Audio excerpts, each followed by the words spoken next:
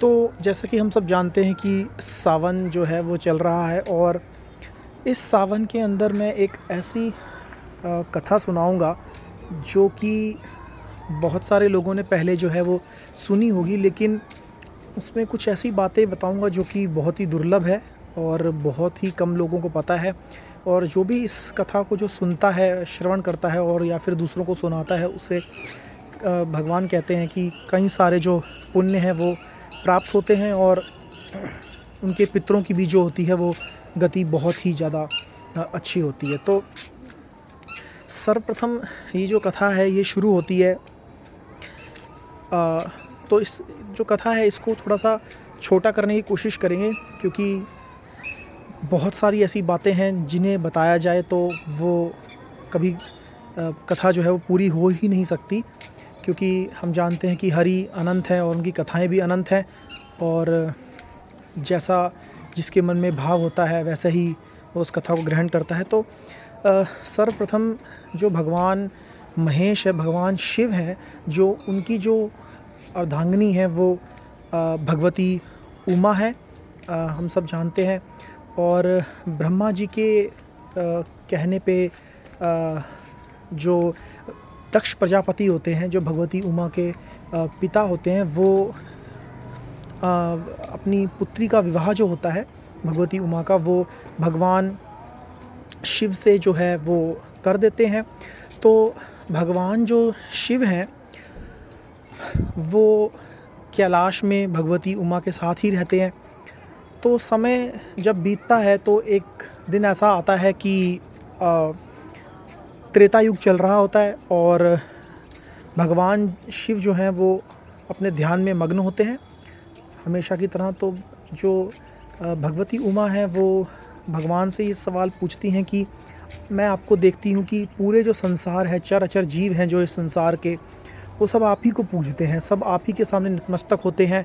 जो यज्ञ में आहुतियाँ डाली जाती हैं वो भी आप ही के नाम की डाली जाती हैं, लेकिन मैं ये देखती हूँ कि आप जो है हमेशा किसी के ध्यान में जो है वो मग्न रहते हैं। तो आप किसके ध्यान में जो है वो ऐसे मग्न रहते हैं? तो भगवान शिव कहते हैं कि मुस्कुराकर भगवती उमा जी को बताते हैं कि मैं जो हूँ वो हमेशा भगवान हरि के चरणों में नतमस्तक रहता हूँ। और इस समय जो है वो भगवान हरि जो हैं, भगवान विष्णु जो हैं, वो श्री राम अवतार में आए हुए हैं त्रेता युग में। और इस समय जो राक्षस राज रावण है, वो जो उनकी भार्या है माता सीता, उनको जो है उठा के ले गया है और इसलिए वो जंगल में एक जगह से दूसरी जगह पर तक घूम रहे हैं और बहुत ही परेशान हो रहे हैं। इस बात को सुनकर जो भगवती उमा है वो देखती हैं कि ऐसा सच में हो रहा है और वो बहुत ज़्यादा कंफ्यूज हो जाती हैं और माया के आवेश में आके वो ये सोचती हैं कि ये कैसे हो सकता है कि मेरे जो पति हैं वो त्रिलोक के नाथ हैं, फिर भी वो ऐसा कह रहे हैं कि वो जो इन वन में घूमते हुए दो बालकों के का ही जाप करते हैं, हमेशा उन्हीं के बारे में स्मरण करते हैं, ऐसा कैसे हो सकता है? तो वो बार बार प्रश्न करती हैं भगवान शिव से, लेकिन जो भगवान शिव होते हैं उन्हें कई तरह से समझाने की कोशिश करते हैं इस बात को, लेकिन अंत में आके वो कह देते हैं कि ठीक है, अगर आप नहीं समझ पा रहे इस बात को तो आप जाके जो है वो इनकी जो भगवान जो राम है जो इस त्रेता युग में है, उन पे जाके आप परीक्षा ले सकते हो। तो होता क्या है कि ये जो पूरा इंस्टेंस है, ये पूरा जो वाक़या है, इसके अंदर होता क्या है कि भगवान जो हैं वो कई बार जो हैं वो भगवती उमा को समझाने की कोशिश करते हैं कि जो हमें दिख रहे हैं ऐसा है नहीं, ये सब माया का ही रूप है, जो असल में जो बात है वो कुछ और है। लेकिन भगवती जो है इस बात को नहीं समझ पाती और वो चली जाती हैं भगवान शिव को छोड़कर, ताकि वो जाके भगवान राम की परीक्षा ले सके। अब यही वो इंस्टेंस है जब भगवान शंकर जो हैं वो, इस बात को रामचरितमानस में भी लिखा गया है कि भगवान शंकर ही इस बात को बोलते हैं कि होई सोई जो राम रची राखा, को करी तर्क बढ़ाए साखा। तो अस कही जपत लगे हरिनामा, गई सती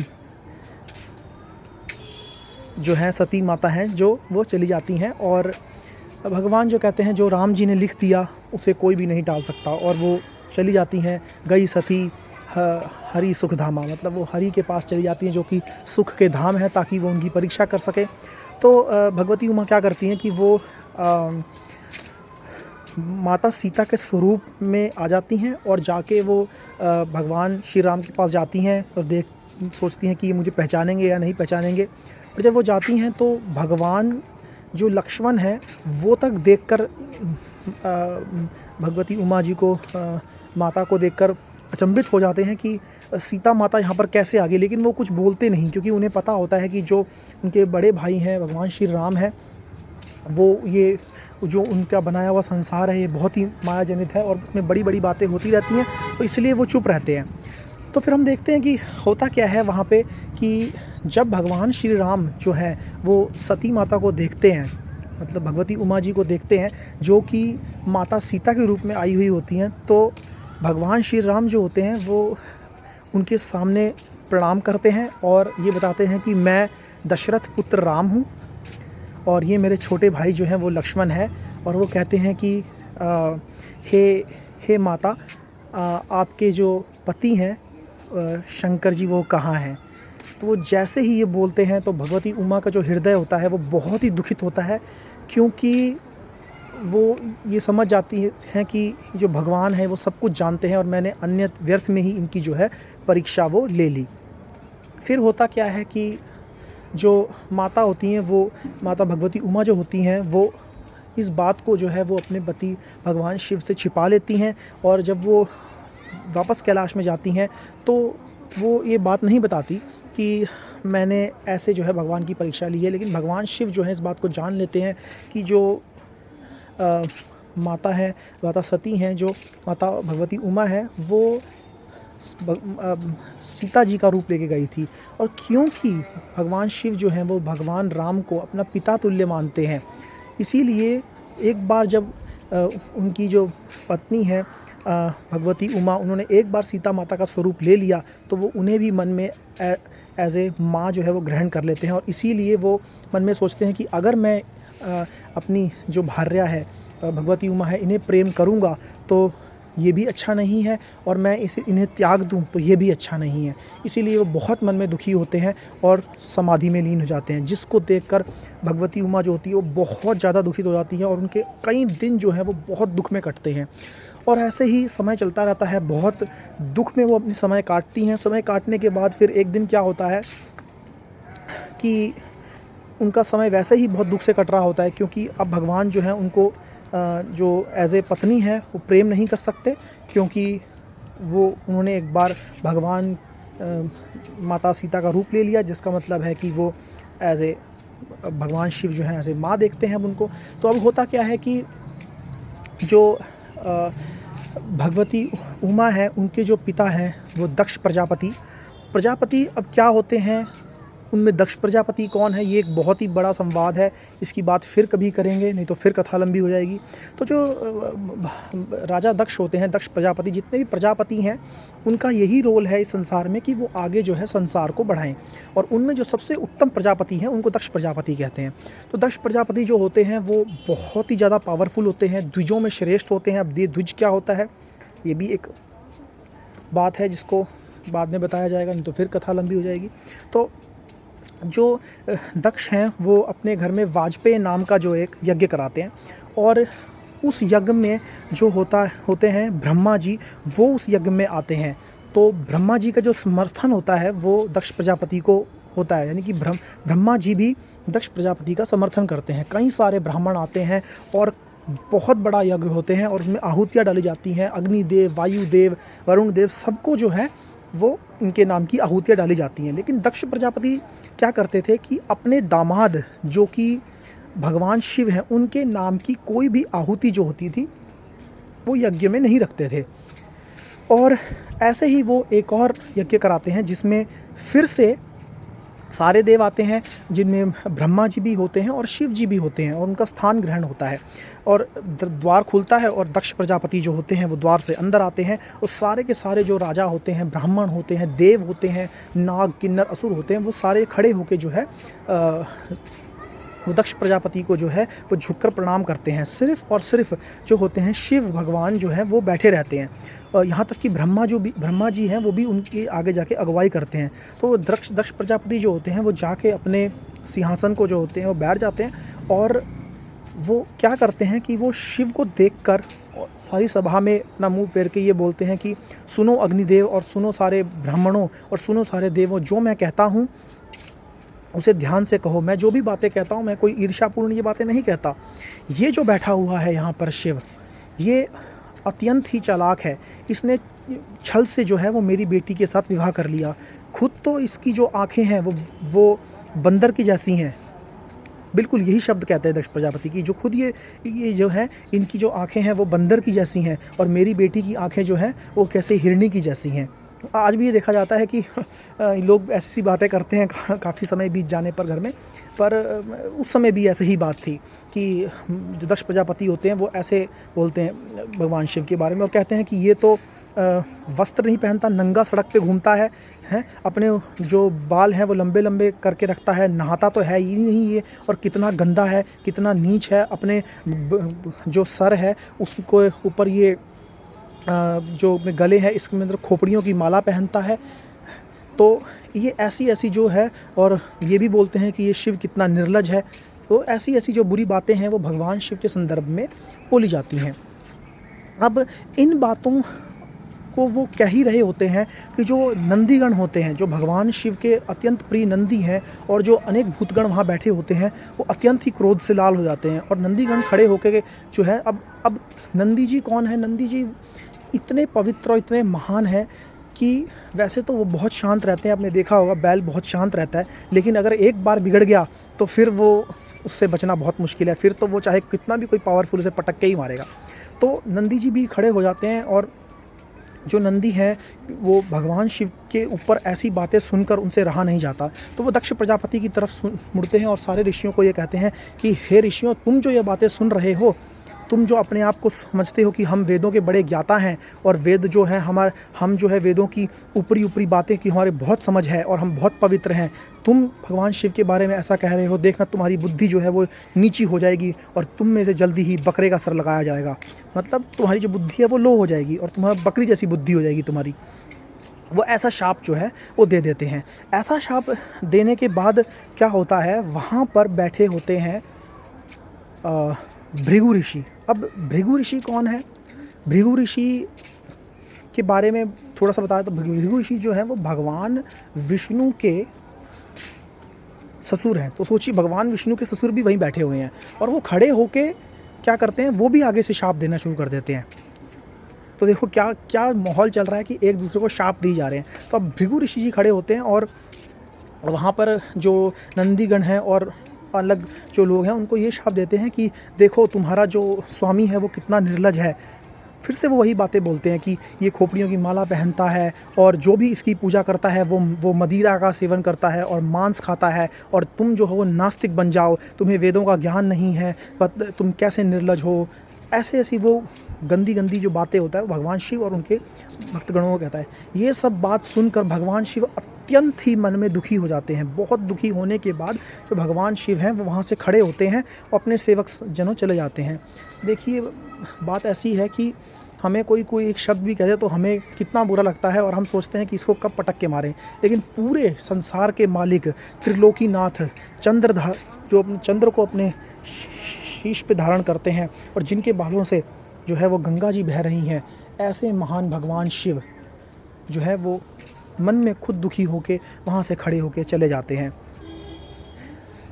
अब होता क्या है कि वो अपने घर वापस आ जाते हैं, और कई सारा समय बीत जाता है।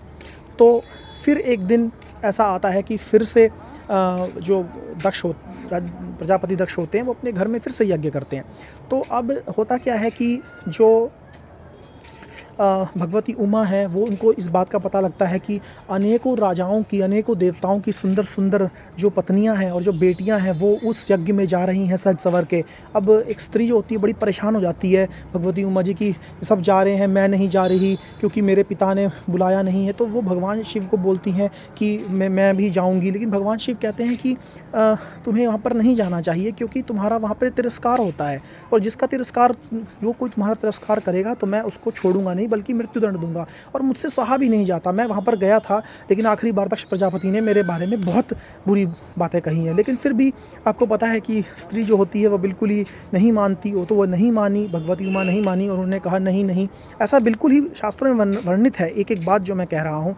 तो वो इस बात से बिल्कुल दुखी होती है, लेकिन फिर भी वो चली जाती है। तो जब जाती हैं तो जो भगवती उमा होती हैं, उनकी जो माताश्री होती हैं, उनकी बहनें होती हैं, वो उनके गले लगाती हैं और उनकी आंखों से अश्रु बहते हैं, लेकिन दक्ष प्रजापति जो होते हैं वो उनको बिल्कुल भी नहीं पूछते, नहीं उनसे बात करते। और इस बात से खंडित होके, खिन्न होके जो भगवती उमा है वो अपने पिता को बहुत सारी बुरी बातें कहती हैं और कहती हैं कि धिक्कार है मेरे इस शरीर पे, जो मेरे थैला जैसा शरीर तुमने मुझे दे रखा है। धिक्कार है कि अब मैं आपसे जन्मी हूँ, लेकिन आप उस शिव को जो कि संसार के एकमात्र पालक हैं, जिनके सामने भगवान विष्णु एवं ब्रह्मा तक जो अपना जो है सिर जो है वो झुकाते हैं, जितनी भी आहुतियाँ जो यज्ञ में पड़ती हैं वो भगवान महेश को ही समर्पित होती हैं, वो ऐसा समझाती हैं। लेकिन फिर भी दक्ष प्रजापति जो है वो नहीं मानते, और इस बात से खिन्न होकर जो भगवती उमा है वो बैठ जाती हैं, अपनी सांस को अंदर लेती हैं नाभि में और एक दिव्य अग्नि प्रज्वलित करती हैं और वहीं जो है वो भस्म हो जाती हैं।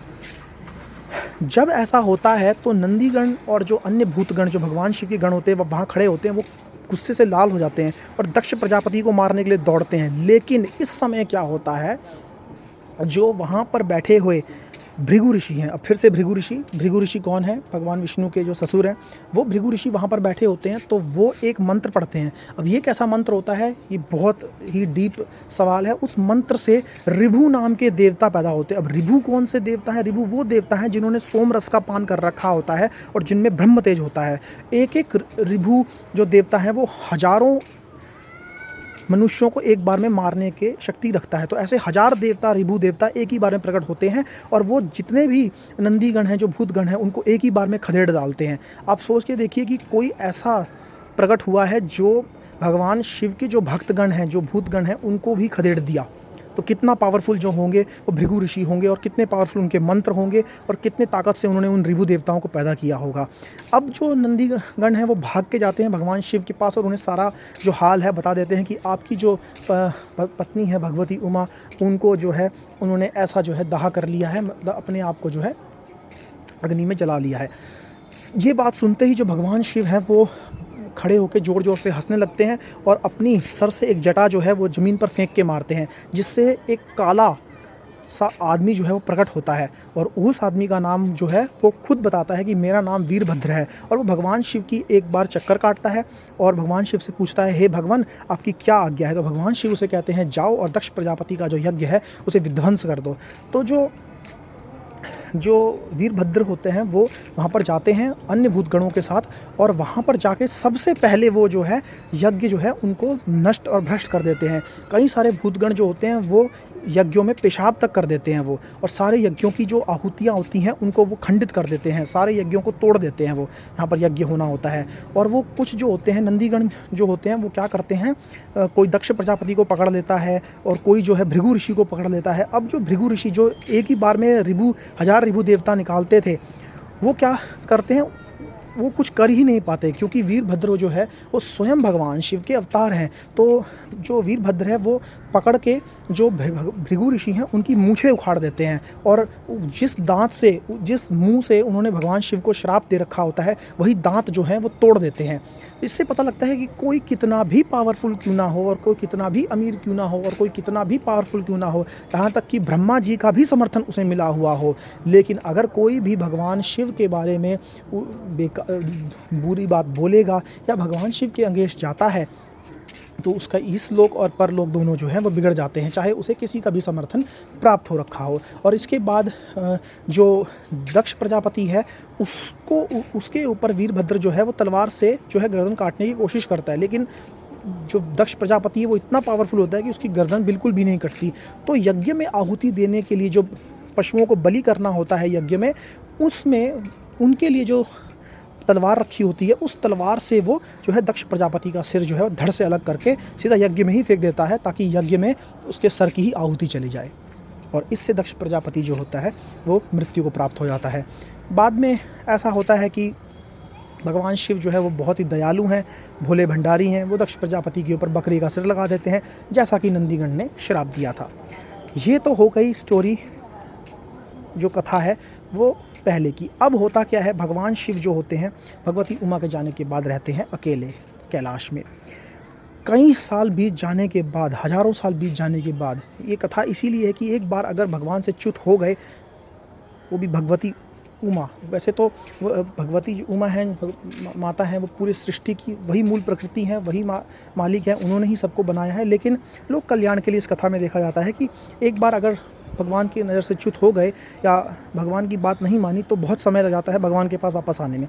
कई साल बीत जाते हैं और माता उमा जो है वो, भगवती उमा जो है वो हिमवान और मैना, इनके घर के अंदर जो पुत्री होती हैं उनके रूप में जो है जन्म लेती है। वो कैसे जन्म लेती हैं, क्या उसके पहले की बातें हैं, वो समझाने में बहुत समय लग जाएगा, इसलिए जो ये कथा है इसे थोड़ा शॉर्ट में बताते हैं।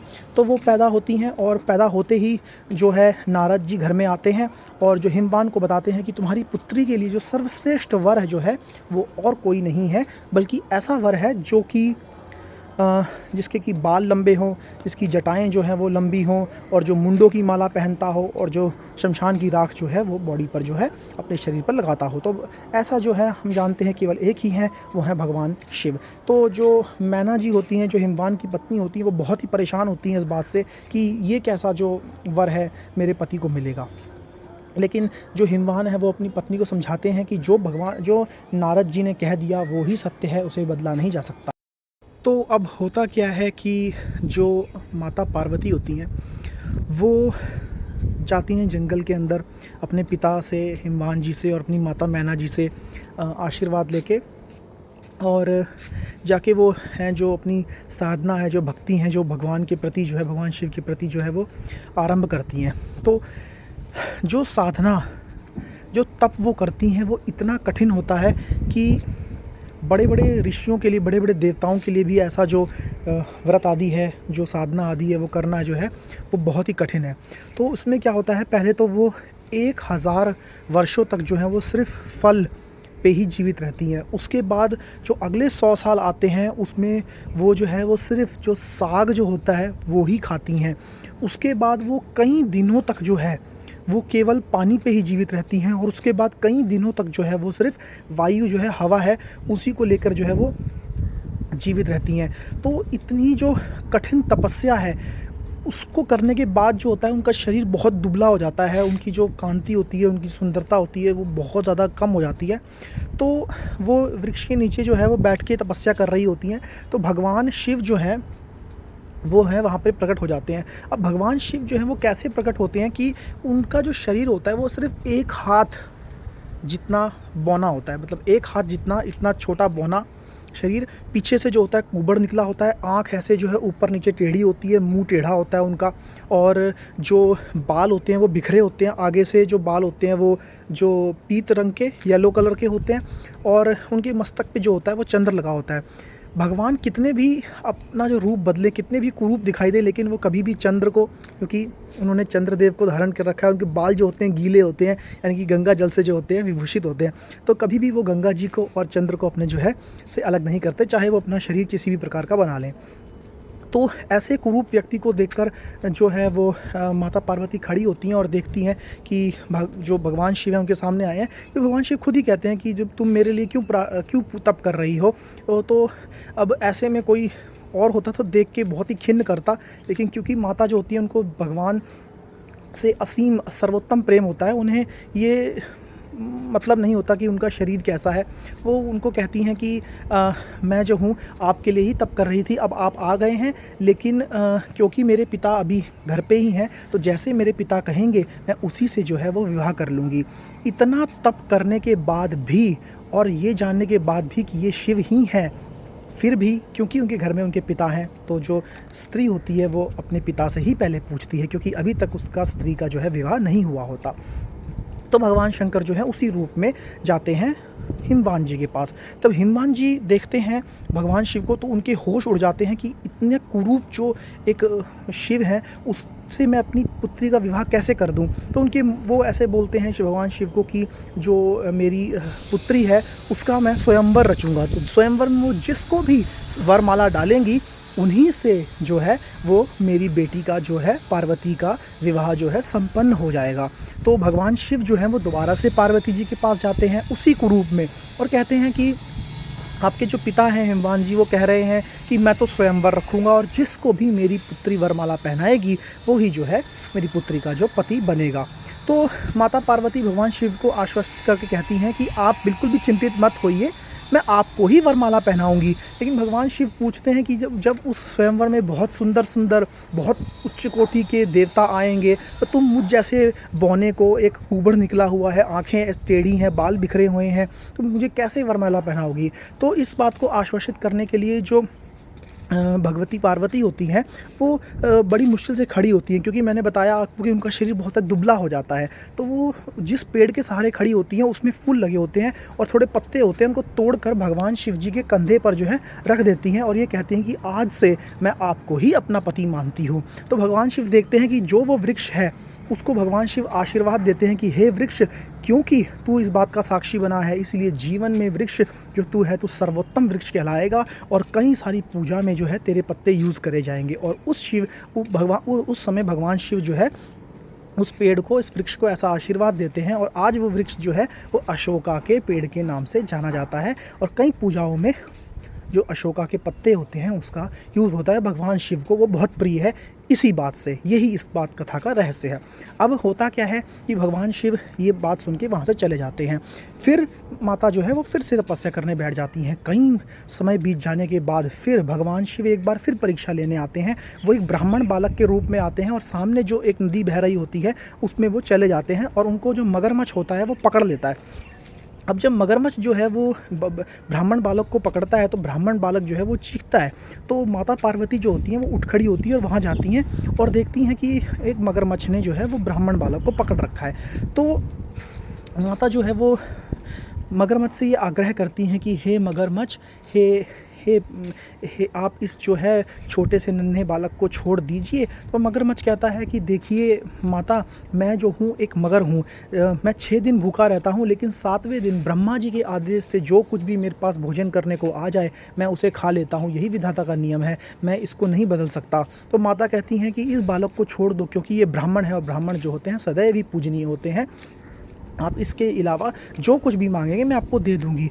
तो जो मगरमच्छ होता है वो कहता है कि आपने जितनी भी तपस्या आज तक की है वो सारी तपस्या जो है वो मुझे प्रदान कर दीजिए तो मैं इस बालक को छोड़ दूँगा। अब लोग जो होते हैं वो एक छोटी सी सुई देने के लिए भी तत्पर नहीं होते, लेकिन यहाँ पर हज़ारों सालों से जो माता पार्वती हैं वो तपस्या कर रही हैं, वो सारी तपस्या जो है वो मगरमच्छ जो है मांग लेता है। तो माता जो होती हैं वो बिना सोचे समझे ये कह देती हैं कि तपस्या तो मैं फिर कर लूँगी लेकिन जो बालक है ये दोबारा नहीं बचेगा, तो इसीलिए हे मगरमच्छ ये मैं अपनी सारी तपस्या जो है वो आपको समर्पित करती हूँ। वो ऐसा संकल्प करके अपनी तपस्या मगरमच्छ को दे देती है और मगरमच्छ जो होता है वो ब्राह्मण बालक को छोड़ देता है और दोनों के दोनों अंतर्ध्यान हो जाते हैं और माता जाके फिर से जो है वो तपस्या करना शुरू कर देती है। तो इस तपस्या करते हुए फिर क्या होता है कि कई सारे जो ऋषि होते हैं उनको भगवान शिव जो है वो फिर से माता के पास भेजते हैं और जो माता है वो उनके पास जाके जो ऋषि के आते हैं वो ये कहते हैं कि ये आप क्या कर रही हैं। तो माता बताती हैं कि जो मैं भगवान शिव हैं उनकी तपस्या कर रही हूँ ताकि मैं उनको पति के रूप में पा सकूँ। फिर वो समझाते हैं कि कहीं आप नारद की बात में तो नहीं आ गए। नारद तो ऐसा है कि जो भी उसकी बात सुनता है उसके घर का सर्वनाश ही हो जाता है। प्रचेताओं के पुत्र, अभी प्रचेता कौन है ये भी एक बहुत बड़ा विषय है लेकिन ये बाद में बताया जाएगा। जो प्रचेता हैं उनके पुत्रों ने भी नारद की बात सुनी और कभी भी विवाह नहीं किया और जो भी नारद की बात सुनता है उसका घर जो है बर्बाद ही हो जाता है। नारद जो है वो बहुत झूठा है, उसकी बात बिल्कुल नहीं सुननी चाहिए, ऐसा वो जो है उनको समझाते हैं। और वो कहते हैं कि तुम किसके साथ विवाह करने की कोशिश कर रही हो? शिव के साथ। वो जो मुंडों की माला पहनता है, जो भस्म लगाता है और जो नंगा घूमता है, कभी हंसता है तो कभी रोता है, ऐसे पति को पाके तुम क्या करोगी? उसका ना घर है ना बार है। हम जितनी तपस्या तुम कर रही हो हम तुम्हें वैकुंठ आधिपति जो लक्ष्मी के साथ रहते हैं, भगवान विष्णु हैं, उनके साथ विवाह का न्योता देते हैं। वो तुम्हारे से विवाह करने के लिए तैयार हैं, वो पूरे पवित्र हैं। तो इस बात को सुनकर जो माता होती हैं वो हंस देती हैं। वो कहती हैं कि मैं जानती हूँ कि भगवान विष्णु जो है बहुत पवित्र हैं और वैकुंठ अधिपति हैं, लेकिन जिसका मन जिसमें रम गया उसी में रम गया। तो वो ये कहती हैं कि चाहे कई कल्प बीत जाए, चाहे कई युग बीत जाए, या तो मैं कुंवारी रहूँगी या फिर मैं जो है भगवान शिव को ही अपने पति के रूप में ग्रहण करूँगी। यहाँ पर हम देखते हैं कि ये होती है अपने इष्ट के प्रति श्रद्धा। किसी भी मुसीबत में अपने इष्ट को ना भूलना, इसे कहते हैं। सारा का सारा तप भी चला गया क्योंकि वो मगरमच्छ को दे दिया, और ख़ुद भी दुर्बल हो गई हैं, और पति जो भगवान शिव जो है वो ऊबड़ निकला हुआ है, बहुत बौने दिख रहे हैं, बहुत कुरूप दिख रहे हैं। लेकिन फिर भी क्योंकि नारद जी ने कहा है, उनके गुरु जी ने, कि तुम्हारा जो पति हैं वो ही भगवान शिव हैं। पुराने समय में उमा जी जब थी, भगवती उमा, तो वही उनके पति हैं, वही अर्धनारेश्वर हैं। तो उन्होंने मन से कभी भी एक सेकंड के लिए भी अपने पति को अलग नहीं किया। तो फिर वो ऐसा कहती हैं कि हे ब्राह्मणों, कुछ भी हो जाए मैं विवाह तो भगवान शिव से ही करूँगी। और ऐसा कहते ही ये जो फाइनल जो परीक्षा होती है भगवान ले लेते हैं, और इसके बाद जो है भगवान वो तैयार हो जाते हैं भगवती पार्वती से जो है विवाह करने के लिए। और फिर जो होता है विवाह जो होता है वो ब्रह्मा जी कराते हैं वैदिक मंत्रों से। उस विवाह में भी ऐसी बात होती है कि भगवान पहले तो अपने उसी कुरूप में ही आते हैं और सारी स्त्रियां जो है वो डर जाती हैं, लेकिन भगवान विष्णु जो है वो उनको बोलते हैं कि हे भगवान, आप अपने असली रूप में आ जाइए। और जब फिर भगवान अपने असली रूप में आते हैं तो 16 वर्ष के ऐसे सुंदर कि उनके सामने कोई भी टिक ना पाए, और उनका जो श्वेत कलर का सदाशिव जो है, वो जो उनका शरीर होता है वो बहुत ही सुंदर होते हैं। मतलब उनसे सुंदर इस संसार में कोई है ही नहीं। और इस प्रकार से जो है वो उनका विवाह जो है वो भगवान शिव से संपन्न हो जाता है, और वो सदा सदा के लिए वो एक हो जाते हैं। और आज भी वो कैलाशपति जो है उन्हीं का हम जो है गुणगान गाते हैं। तो इससे ये पता लगता है कि चाहे कितनी भी कठिनाइयाँ हो, लेकिन अपने इष्ट के प्रति और भगवान के प्रति अगर श्रद्धा भाव होगा तो अंत में जो होती है सारी प्रॉब्लम्स जो होती हैं वो सॉल्व हो ही जाती हैं। तो जो सावन में इस कथा को सुनता है उसे बहुत सारे पुण्यों की प्राप्ति होती है, ऐसा ही शास्त्र में वर्णित है। हर हर महादेव, नमः चंडिकाय, नमः पार्वती पतये, हर हर महादेव।